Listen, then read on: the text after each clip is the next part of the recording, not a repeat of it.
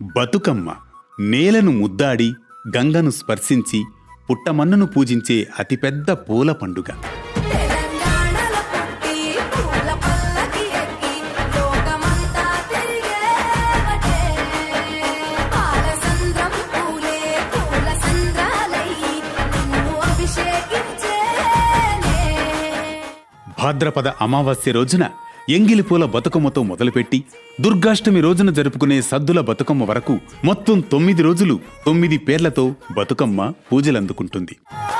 ఆ సింగిడిలో రంగులనే దూసి తెచ్చి తెల్ల చంద్రుడిలో వెన్నెలలే తీసుకొచ్చి. ఈ బతుకమ్మ పండుగ వెనుక చాలా కథలున్నాయి. కానీ ఒక కథ మాత్రం ఎక్కువగా ప్రాచుర్యంలో ఉంది. పూర్వం తెలంగాణ ప్రాంతాన్ని రాష్ట్రకూట రాజులు పరిపాలించేవారు. వేములవాడ చాళుక్యులు రాష్ట్రకూటుల వద్ద సామంతులుగా ఉండేవారు. చోళులకు రాష్ట్రకూటులకు మధ్య యుద్ధం జరిగినప్పుడు వేములవాడ చాళుక్యులు రాష్ట్రకూటులకు మద్దతుగా నిలిచారు.